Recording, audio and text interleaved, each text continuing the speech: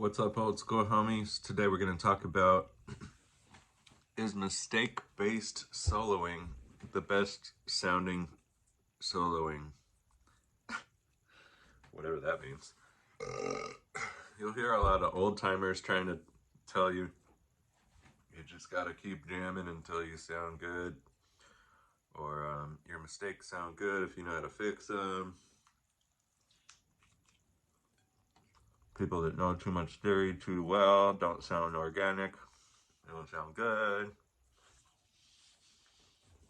Alright, we're gonna get into it, I guess. Why not? Mistake-based music sounds pretty good to me, as long as it doesn't sound like a mistake. That's really the key. Where are you gonna spin off and turn it into something that sounds good? How are you gonna do that? I've tried to make videos about that. It's just find bullshittery art to make everything sound like it meant to happen.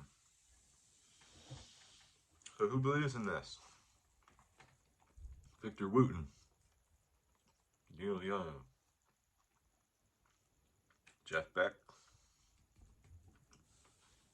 all the greats.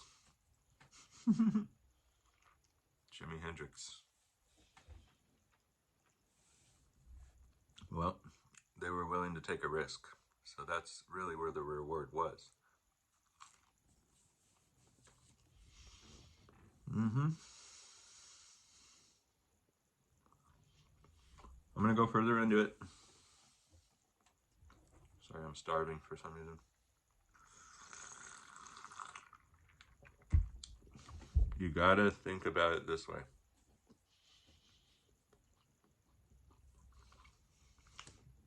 All theory, all timing, no emotion. Gets a little stale. I know where people are talking about it.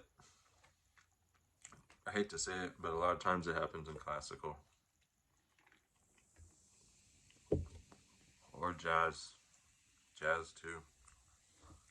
Sometimes the solos just don't feel right. There might have been too much theory to begin with to execute it correctly. So you shouldn't have even been copying whoever you're copying, or it might be so theoretical that nobody really cares to continuously listen to the structure of stuff because we're just not used to it anymore,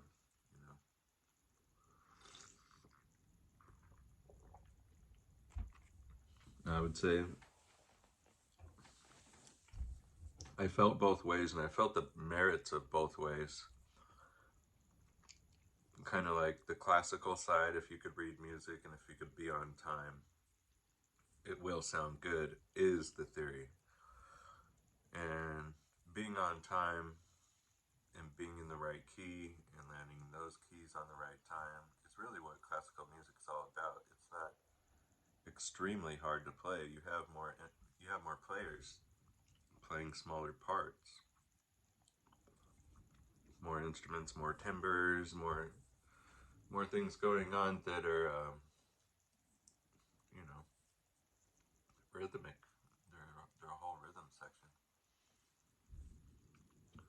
So what you end up with classical is kind of a separation amongst a lot of people, though. So you depend on them. I know some classical musicians that didn't know how to play chords, and they would just play that single note and just be like, well, at least I played the note. I might not have played the chord. The orchestra, sometimes you can get away with stuff like that. Kind of. Not if Chad has something to say about it. Anyways,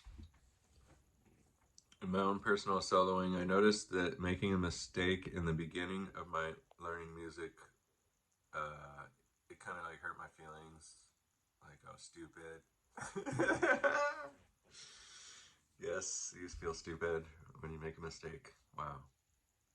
And then you're too hard on yourself because you're just beginning, like you think being harder on yourself might help. And maybe you're just not ever going to be perfectly musical. No one really is. Some people do have all the technical ability and all the figurative, creativity, but it's rare. It's better to choose what you're good at and then develop what you're not good at. And that's what I've started to learn is like, I started being too creative and not having good timing. Then I went to super good timing as long as it was listenable. Not so much off the deep end creativity. But since I spent so much time in the off the deep end, what you end up with is somewhere that you can go, the bullshit route, basically. And so when you get in trouble, you use it. And there's so many different tricks that using them all in conjunction ends up being a style. There's a hierarchy of mistakes. Is it a half note mistake? Well, that's easy. That's a ghost note. Go right back. If you have maybe a whole step mistake, you landed totally on the wrong note. How are you going to bend off of that note back into the one before? Usually just slide right back to it. If you don't panic, you usually it'll make it sound like you meant to do that if you know the right timing of doing that. A ghost note is acceptable, so missing a note and then moving right off of it, that's not always my first reaction. Sometimes I hang on to it. I miss a note and hang on to it. Because there's a reason you actually missed that note. You're playing inside your own head. It stopped sounding good. You wanted to do something else. Your hands just did something else. There's a reason why they did that. Follow it. There's a reason why it did that. You can go somewhere with it because you saw it. Your hands moved away from where they were supposed to go because they didn't want to go there. It was starting to get stale, wasn't it? That's when you hang on to the note. When you hang on to a note that you really didn't. Now you have time to process. Okay, I'm on this note. I moved. I'm away. That's bold. That's cool. That's just a transition. No big deal. Are you ready to stand up to that big ass note that you just held that was wrong? Now you're the king.